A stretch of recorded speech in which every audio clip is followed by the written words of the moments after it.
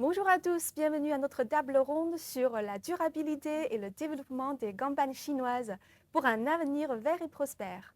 Cette année marque la conclusion du 14e plan quinquennal de la Chine. Au cours des 5 dernières années, les campagnes chinoises ont connu des transformations remarquables et d'un renouvellement profond.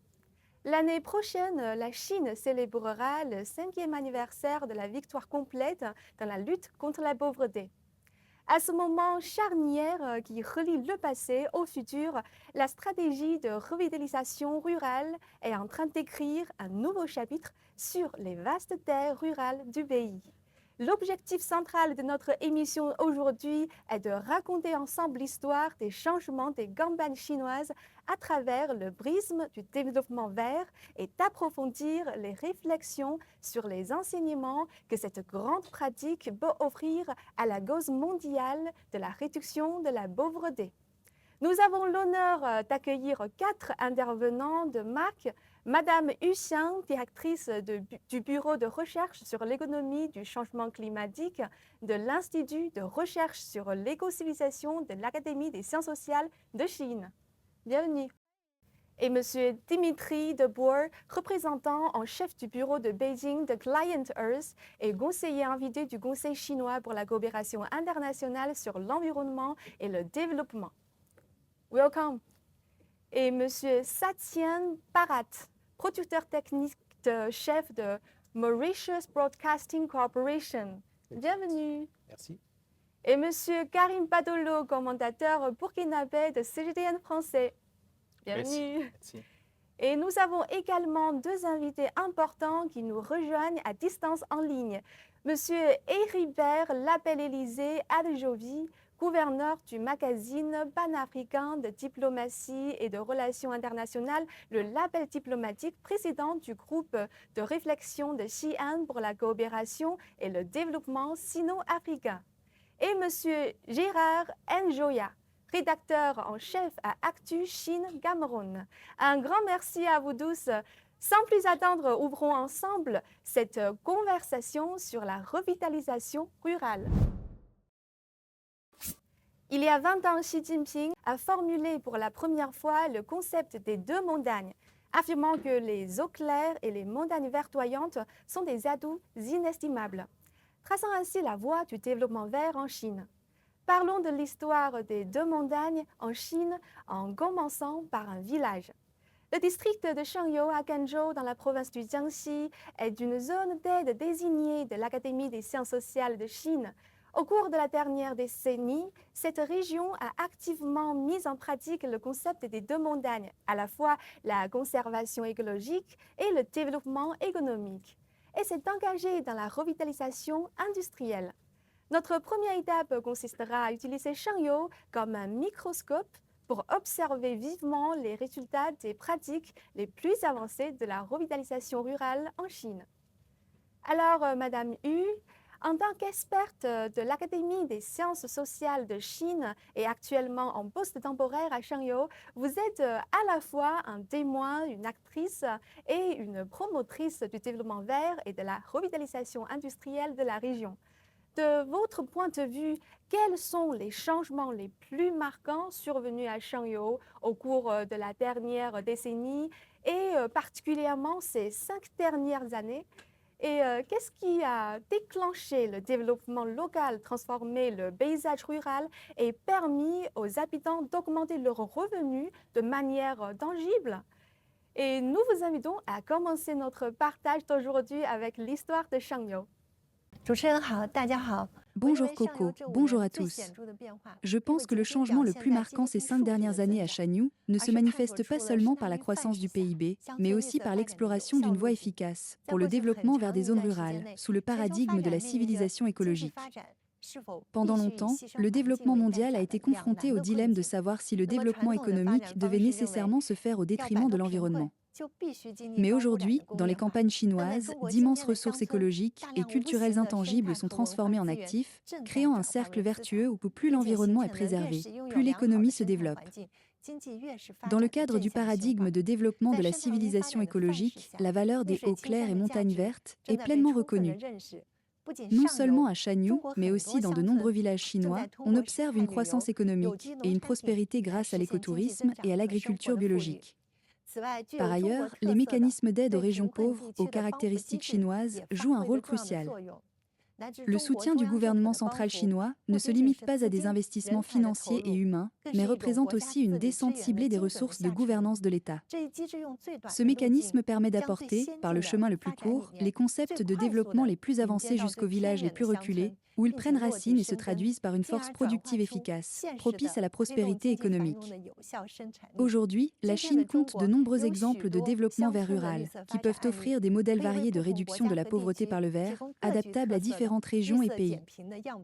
Le développement vert des campagnes chinoises n'a pas seulement transformé leur propre paysage, il offre également une nouvelle vision prometteuse de développement vert pour de nombreux pays en développement. Karim, vous êtes rendu récemment à Shangyu aussi et avez pu échanger directement avec la population locale. Pourriez-vous nous partager les observations et impressions les plus marquantes que vous en avez rapportées? Et quel regard portez-vous sur l'état d'esprit des habitants ainsi que sur leur mode de vie et de production? Et par rapport aux autres régions chinoises que vous avez visitées, qu'est-ce qui vous a semblé particulièrement distinctif à Shangyu? Merci Coco. Et c'est toujours un plaisir d'échanger autour des questions de développement vert. Et voyager dans la Chine profonde offre l'occasion de mieux apprécier le développement vert et d'apprécier aussi les résultats de la revitalisation rurale. Il faut dire que le voyage à Shangyu a été très instructif à plusieurs niveaux. D'abord, c'est quand on arrive à Shangyu, c'est un village qui se distingue par la verdure et qui se distingue aussi par la salubrité. Il faut dire aussi que Shangyu, c'est une zone très montagneuse, mais les habitants de Shangyu ont considéré ces montagnes-là comme des atouts, non pas comme des obstacles. Et depuis quelques années, et à travers une initiative dénommée les deux montagnes, et il y a un projet qui valorise ces montagnes.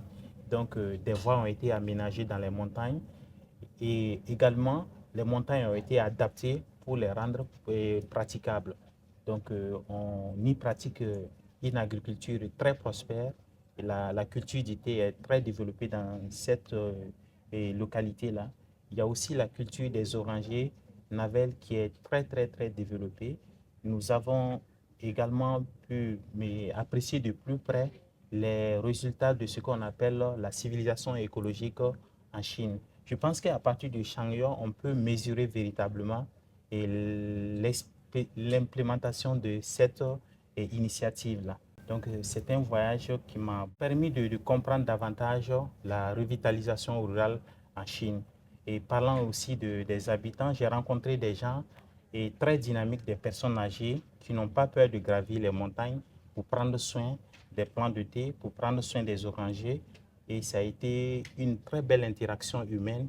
On a échangé, on a vécu quelque chose d'unique. Ça a été une très belle découverte pour moi. Et comparé à d'autres régions, comme vous l'avez dit, je pense que le développement vert est une réalité qui est beaucoup plus étendue dans toutes les provinces ou régions chinoises, que ce soit dans le Shanxi, dans le Wuhan ou encore en Mongolie intérieure. La question écologique est très prise au sérieux et dans toute la Chine. Et c'est un très bel exemple qui peut inspirer plus d'un. Donc, je peux dire que le voyage de Shangyu a été très instructif pour moi. Merci Karim pour votre partage. Et alors, Monsieur Satyen Parat, vous avez effectué de nombreux voyages d'études à travers la Chine. Et quelle impression générale gardez-vous des campagnes chinoises et en quoi diffèrent-elles selon vous des zones rurales d'autres pays que vous avez visités? Un village vous a-t-il particulièrement marqué par la beauté de son environnement? Alors, tout d'abord, je dois préciser que je suis en Chine depuis bientôt 4 mois. Dans ces 4 mois, on a eu l'occasion de voyager un peu, comme vous l'avez dit. Et on a eu la chance d'aller dans les régions rurales, la province de Xinjiang et la province de Qinghai. Et il y a deux endroits qui m'ont particulièrement marqué là-bas. L'un, c'est à Xinjiang, le village de Kekeya. Kekeya n'existait pas avant. et c'est en 1987 que le gouvernement central a décidé avec des volontaires de faire un projet de reboisement. Il y avait le désert là-bas. Et au fil des ans, 87, ils ont commencé. 90, il y a les premiers gens qui viennent s'installer là-bas. C'est un village qui se crée. Ça n'existait pas avant. Et au fil des ans, ils ont développé des routes, ils ont travaillé la terre, ils ont fait des canalisations. Et aujourd'hui, la région est connue pour la pomme d'Aksou. Alors, des vergers à perte de vue, l'air pur, c'est très beau à voir. Les gens ont tout le temps un sourire sur leur visage. Ils sont heureux là-bas, ils gagnent bien leur vie. Ils se sont formés dans plusieurs coopératives. Et ce qui fait que c'est un village qui n'existait pas. Nous, on connaît l'histoire des villages qui disparaissent, avec les gens qui quittent les villages pour aller travailler dans les villes ou pour diverses raisons, dans les autres pays. Mais là-bas, c'était l'inverse. Les gens se sont convergés vers un endroit qui était désert et ils ont fait un village. Et le deuxième, c'était un peu plus tôt dans la province de Qinghai, le village de Deji. Je ne sais pas si vous avez entendu parler, c'est tout près du bassin du fleuve Jaune. Et c'est un village qui a été créé pour faire le repeuplement. C'est-à-dire on a pris les gens qui étaient isolés dans les montagnes, on les a amenés, on les a donné des maisons et ils ont créé un village où quand vous partez là-bas, vous n'avez pas envie de quitter. Vous voulez rester là-bas plus longtemps. Les gens sont sympas, la nourriture, on a été accueillis par des danses traditionnelles et c'est vraiment très beau à voir. Merci beaucoup, monsieur, de nous partager deux exemples des deux villages impressionnants.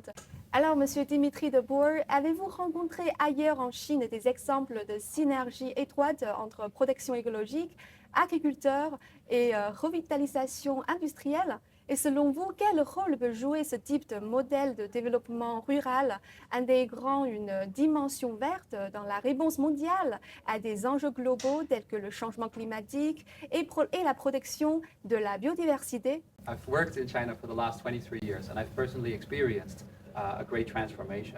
Je travaille en Chine depuis 23 ans et je suis donc témoin des importants changements qui s'y sont opérés. Il y a 20 ans, en 2005, le président chinois Xi Jinping a évoqué le concept selon lequel les rivières limpides et les montagnes verdoyantes constituent un patrimoine inestimable. J'ai constaté qu'en 20 ans, la transition de la Chine s'est axée sur le développement vert. Cette tendance s'est accélérée, surtout depuis 2013, lorsque Xi Jinping est devenu président chinois. Le changement a été radical et significatif pour la population, car nous pouvons maintenant voir combien le pays se magnifie et ce que la protection de l'environnement lui apporte. La destruction de l'environnement mène à la pauvreté extrême. Il ne s'agit pas que du développement économique ou de la protection de l'environnement. Ces deux aspects sont indissociables, et c'est exactement ce que véhicule le concept des deux montagnes. Un nombre infini d'exemples illustre cela. À l'instar de Shanyu, j'ai moi-même pu visiter le comté d'Enji dans la province du Zhejiang. C'est vraiment très beau, c'est incroyable. Lorsque le président Xi Jinping a dit cela, il s'est rendu sur le terrain et a fermé des carrières polluantes. Les habitants vivaient dans l'inquiétude de perdre leur travail, mais il les a rassurés en disant « Ne vous inquiétez pas, votre vie ici sera bien meilleure ». L'amélioration de votre niveau de vie va découler de la fermeture de ces carrières, parce que vous allez profiter de ce développement vert. Et c'est ce que nous avons constaté sur place. Aujourd'hui, la province du Zhejiang prospère sur le plan économique, il s'agit de l'une des provinces les plus prospères de Chine. Que cela signifie-t-il ? Cela signifie que les résidents ruraux de la province du Zhejiang profitent d'une vie belle, verte et prospère. Cet exemple est un modèle de réussite pour les autres provinces chinoises, mais aussi pour les autres pays du monde. Ces transformations sont bel et bien possibles, si nous les réalisons ensemble. Nous avons récemment interviewé Madame Marie-Luce Chevalier, professeure-chercheur franco-belge à l'Institut de géologie de l'Académie chinoise des sciences géologiques. Elle nous a raconté les évolutions significatives qu'elle a observées en Chine, notamment dans les zones rurales au fil de ses missions scientifiques ces dernières années. Écoutons ce qu'elle a constaté. Alors d'abord, le plus important, c'est que la Chine est le premier pays en développement qui a promis le net zéro en 2060. Et ça, quand même, c'est quelque chose de très important. Et peut-être qu'on y arrivera avant, en fait, avec toutes ces énergies non renouvelables que la Chine, sur laquelle la Chine investit. Donc, ce serait super. La première fois que je suis venue, c'était en 2002. Ah, donc ça a bien changé hein, depuis, parce que je me souviens en 2002, dans des régions très reculées, on travaille toujours dans des régions assez reculées, c'était aussi sale en fait. Les gens laissent leurs déchets à côté des villages ou le long des routes, donc c'est vrai que c'est pas très beau.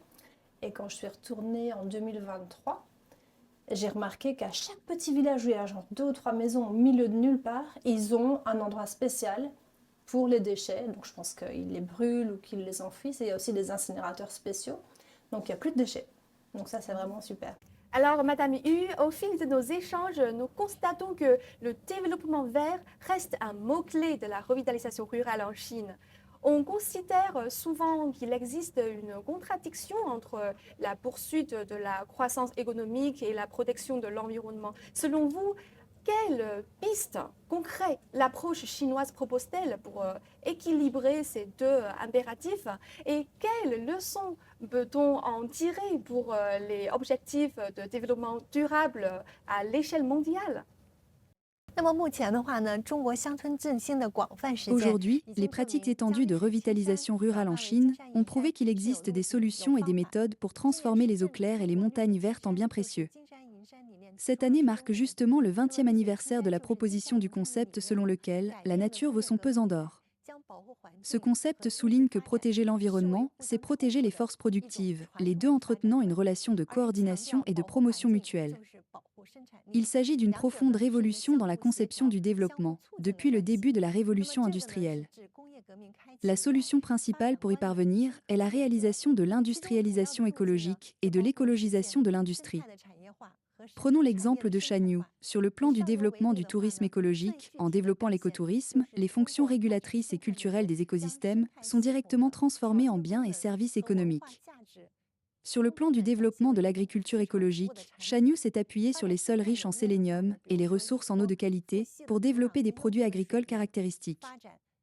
Sur le plan de l'exploration active de mécanismes de compensation écologique par le marché, par exemple les puits de carbone forestier et les échanges de droits d'utilisation de l'eau.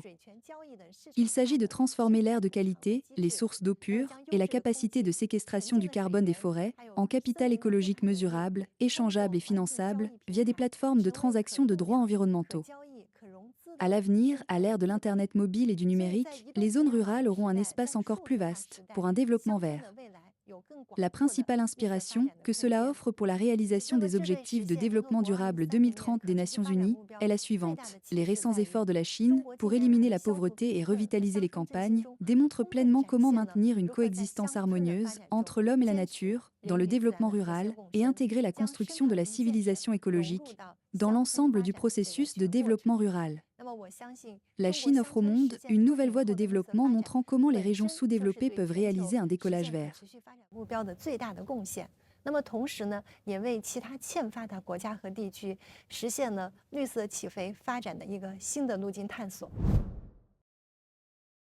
Alors, après avoir écouté l'histoire de Shanyu, élargissons notre perspective au monde entier. La transition complète de la Chine de la réduction de la pauvreté à la revitalisation rurale constitue un modèle abouti. Quelles approches alternatives et quel soutien concret ce modèle chinois peut-il offrir aux pays du Sud global, notamment lorsqu'il s'agit de conjuguer développement d'industrie, vert et lutte contre la pauvreté? Voilà le cœur de notre deuxième partie. Il faut dire que mon pays, le Burkina Faso, affronte depuis une dizaine d'années un défi sécuritaire à cause des attaques des groupes terroristes. Mais toutefois, les autorités luttent pour assurer un mieux-être aux populations à travers des initiatives dans des domaines comme l'agriculture. Il faut dire que le gouvernement fait des efforts pour moderniser l'agriculture et apporter une véritable assistance technique aux paysans, aux agriculteurs. Il faut dire que le Burkina Faso est un pays qui est majoritairement agricole, à 80% agricole. Donc, c'est un secteur qui est très vital pour le pays. Donc, pour parler de l'expérience chinoise qui peut être utile au Burkina Faso, je parlerai de la revitalisation rurale.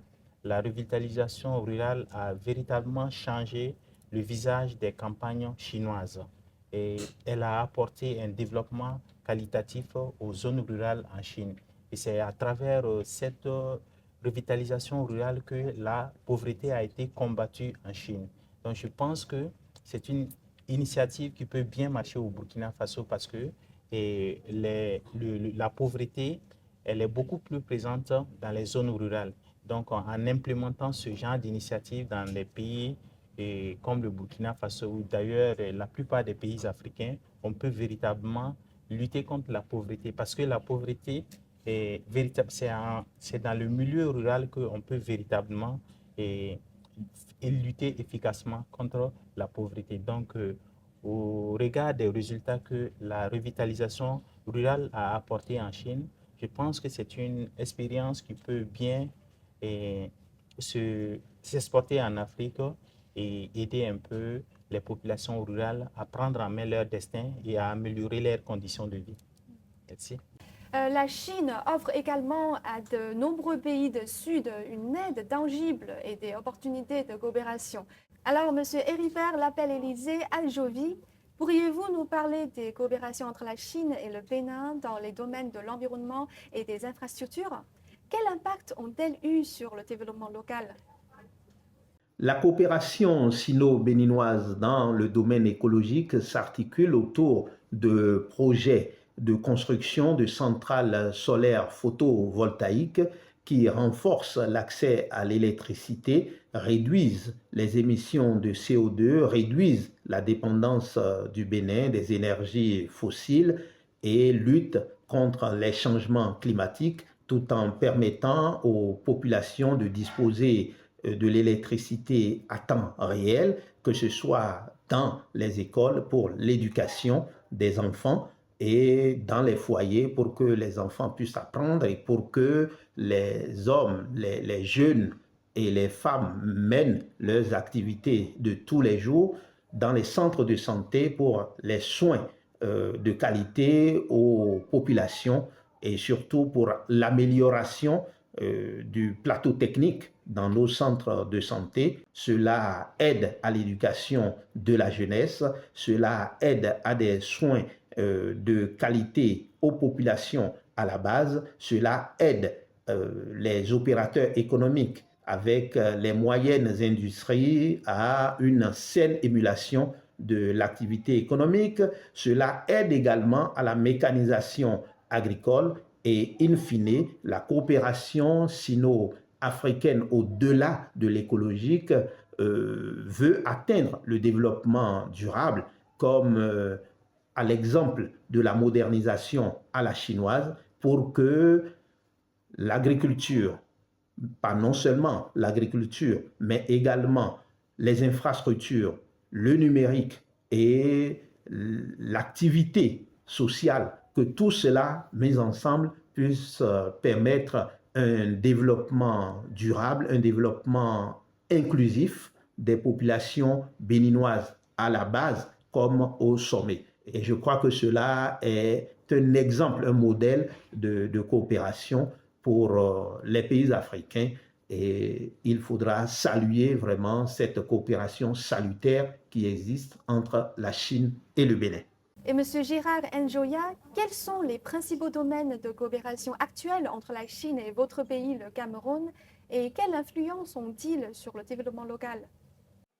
Alors, la coopération entre la Chine et le Cameroun a atteint un niveau appréciable et est devenu l'un des modèles de coopération sous le ciel du monde avec ses nombreuses réalisations qui inspirent. Elle est cousue par des projets de développement bénéfiques pour les peuples chinois et camerounais. Et pour un cas d'exemple dans le secteur de l'énergie, nous pouvons citer le projet d'électrification de 1000 localités du Cameroun à travers le système photovoltaïque tenu des mains de la compagnie chinoise Huawei. Il s'agit là d'un projet de développement qui a participé à la mise à jour de la carte d'électrification du pays et a aussi participé à la création de l'emploi au Cameroun. Selon vous, quels aspects du modèle de développement chinois pourraient inspirer et servir de référence aux pays du Sud global?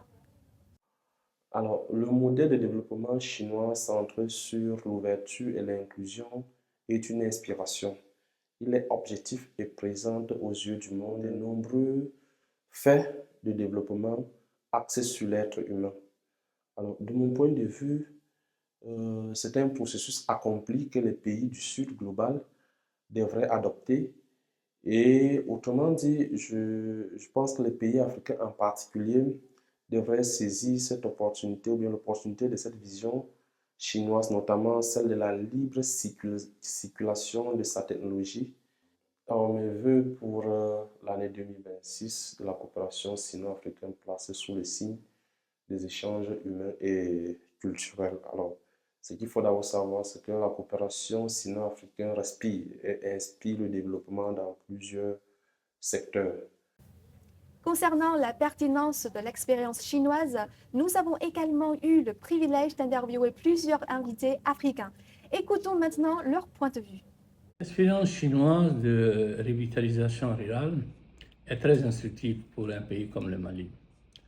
La Chine a montré qu'on peut réduire la pauvreté rurale en combinant agriculture moderne, économie circulaire et modernisation des villages. C'est une source d'inspiration importante pour nos stratégies de développement rural au Mali. La Chine a connu un développement spectaculaire au cours de ces 50 dernières années. La gestion des effectifs, dans la gestion des biens publics. Et s'il y a une bonne vision, un bon leadership, je pense qu'on peut arriver aussi au développement. Et ceci est très inspirant pour le Burkina et la majeure partie des pays d'Afrique d'ailleurs. L'exploit chinois de l'éradication de la pauvreté nous enseigne deux choses. Premièrement, il faut un leadership politique fort et soutenu. Deuxièmement, il faut une stratégie de l'aide ciblée. Je pense que la conception chinoise de développement centrée sur l'ouverture et l'inclusion est essentielle pour l'équité climatique mondiale.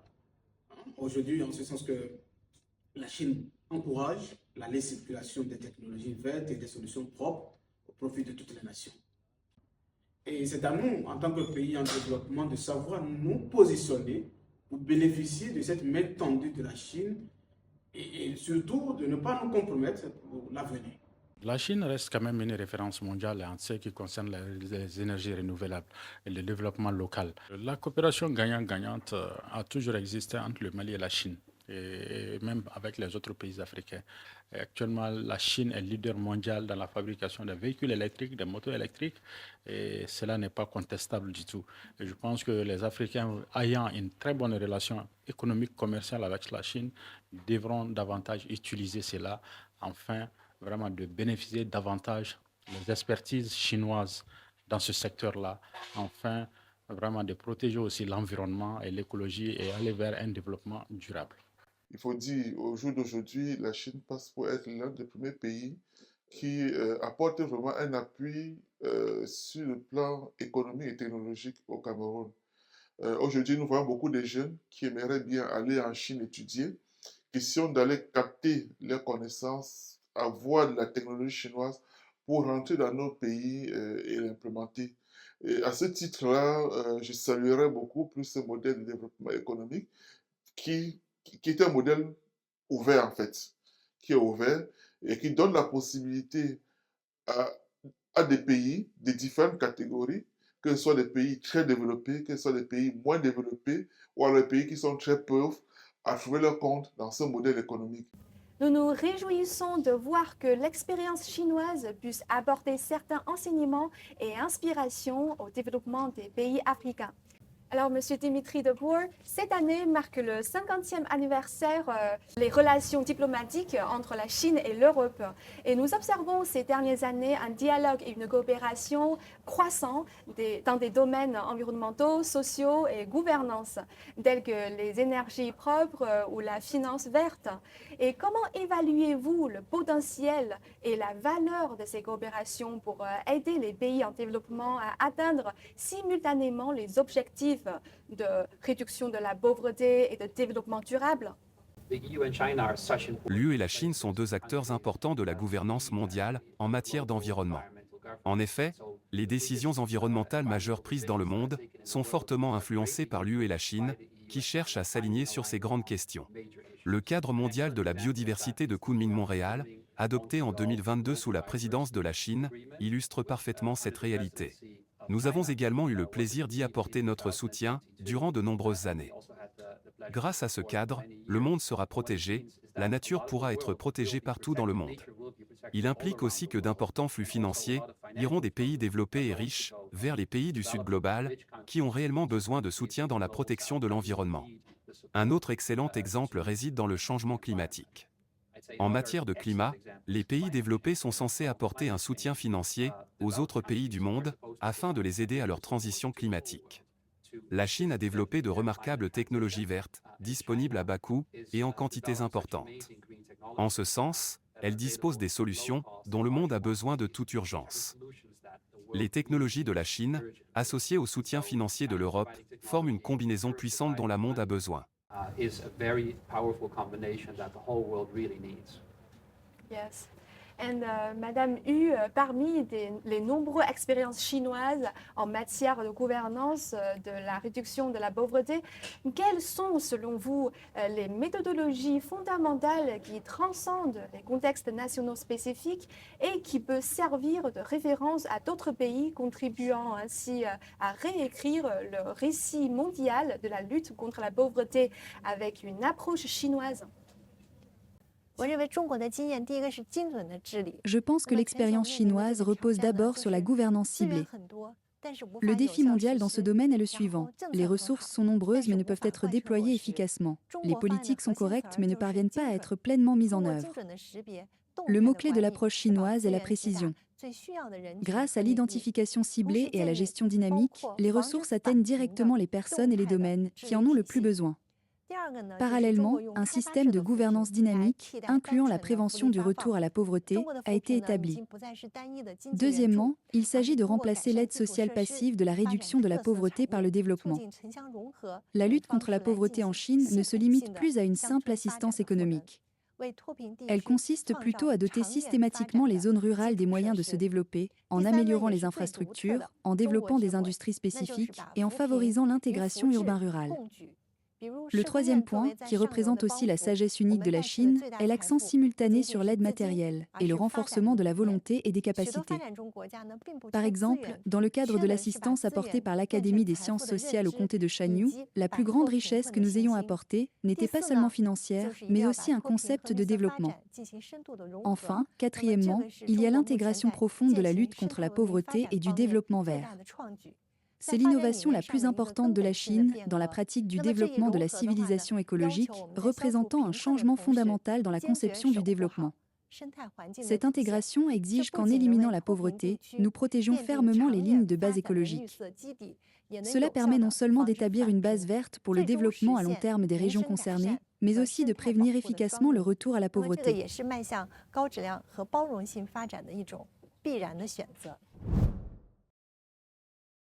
Bien sûr, tous les grands thèmes doivent en dernier lieu revenir à l'être humain lui-même. Comme Monsieur le Président Xi Jinping a souligné à plusieurs reprises en d'importantes occasions, l'objectif fondamental du développement vert est le bonheur du peuple.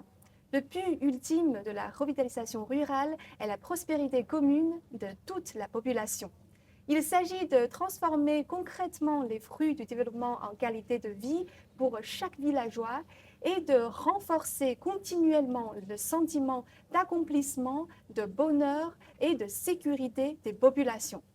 Dans cette dernière partie, nous allons nous concentrer ensemble sur cette question essentielle et chaleureuse. Alors, ma prochaine question est pour tout le monde. À vos yeux, au-delà de l'abondance matérielle, quels autres éléments devraient caractériser une campagne idéale, durable et dynamique? Une éducation de qualité, des services médicaux accessibles, un environnement sain ou encore une culture locale riche et vivante? Comment devrions-nous mesurer de manière globale ce bonheur? Le développement rural en Chine devrait être centré sur l'épanouissement humain intégral. La vision des campagnes harmonieuses, agréables à vivre et propices au travail, mise en avant dans le projet du 15e plan quinquennal chinois, incarne précisément cette aspiration globale. Elle exige qu'en promouvant la modernisation et la transformation numérique de l'agriculture, nous préservions les valeurs rurales et renforcions la dynamique endogène. L'objectif final est de réaliser une revitalisation, intégrée des industries, des talents, de la culture et de l'écologie, faisant de la campagne un être vivant qui préserve la mémoire des racines et débordant d'opportunités.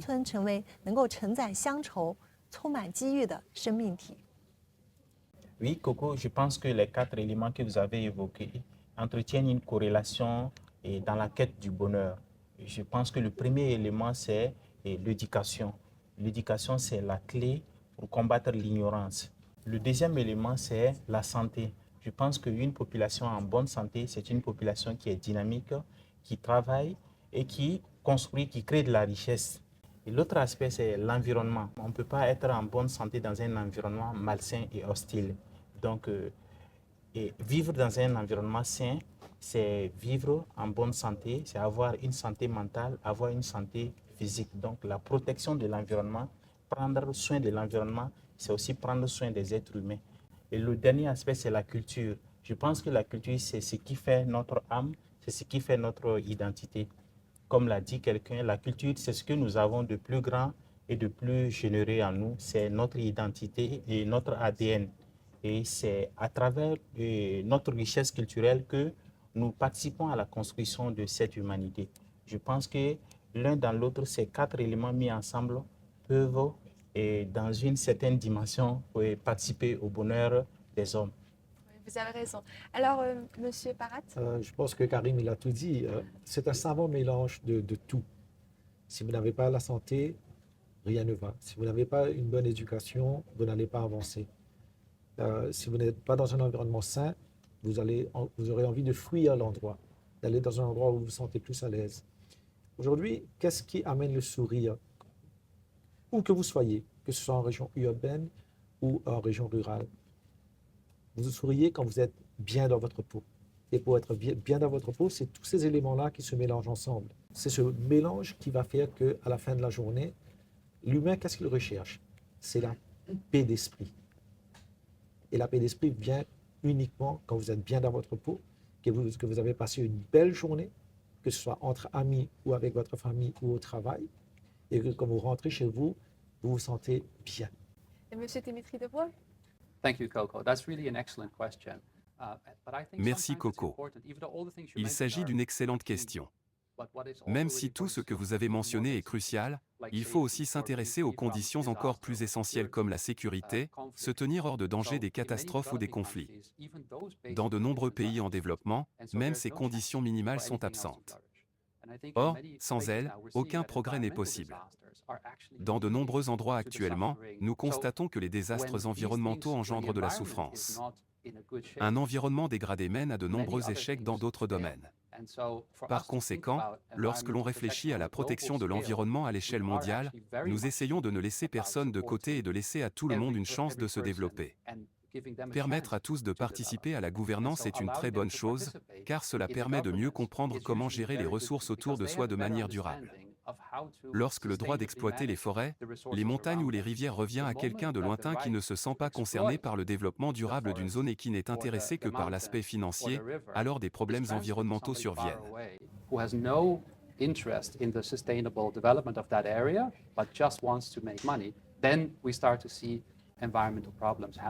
Placer l'humain au cœur des préoccupations constitue l'un des principes essentiels de l'initiative pour la gouvernance mondiale proposée par le président Xi Jinping, qui vise à promouvoir un développement mondial plus inclusif et durable et à améliorer le bien-être des peuples.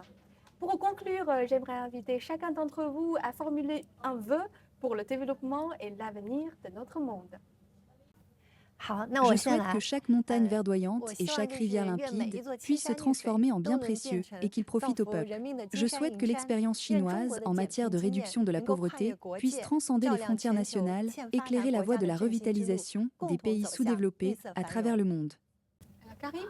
Oui, moi je pense que c'est dans la coopération et dans un élan de fraternité que nous pouvons bâtir des ponts entre nous. Il est dit que le monde est riche de par sa diversité. Et la diversité, c'est une richesse que nous avons en commun. et que nous devons partager. Et je pense que c'est en acceptant les uns et les autres, nous pouvons véritablement ouvrir des passerelles de coopération entre nous. Chacun de nous a quelque chose à apporter à l'autre. Donc il faut ouvrir et créer les opportunités qui nous permettent de nous rencontrer dans un élan de fraternité. Je pense que nous devons penser ensemble et agir en commun pour l'avenir de l'humanité. Et c'est le vœu que je voudrais formuler ici. Et nous devons travailler à déconstruire les préjugés qui mettent des murs entre nous. Je pense que nous habitons tous la même humanité et nous avons des richesses à partager. Et je pense que c'est dans la coopération et dans la fraternité que nous pouvons le faire. Merci, travaillons ensemble. Et M. Parat? Alors, moi, je dirais que déjà, la Chine aide énormément beaucoup de pays à travers le monde. L'entraide vient de la Chine, l'entraide vient de l'Europe, de l'Amérique. Pourquoi on ne s'entraide pas entre nous? Mon vœu le plus cher, c'est que nous, quand on est en Afrique, on aimerait voir un État africain aider un autre État africain et non pas dépendre de tout le temps de l'aide venant du Nord. Et essayer de trouver comment l'entraide peut nous amener devant. L'Afrique, c'est un géant qui dort. Il est temps de le réveiller et de le mettre au diapason du monde entier. Voilà. Merci, très belle. Monsieur? Ma réponse est très similaire à celle de Karim. J'espère sincèrement que le monde continuera de coopérer pour relever les plus grands défis environnementaux auxquels nous sommes confrontés. Ensemble, nous pouvons résoudre tous ces problèmes. Je pense que les technologies chinoises vertes en particulier peuvent jouer un rôle très important sur ce point. Elles montrent qu'un développement bas carbone et vert fonctionne vraiment et peut être une réelle réussite. Merci à nos chers intervenants pour leur partage passionnant des pratiques vertes de Shengyo dans le Jiangxi au futur échange d'idées entre l'Asie, l'Afrique et l'Europe.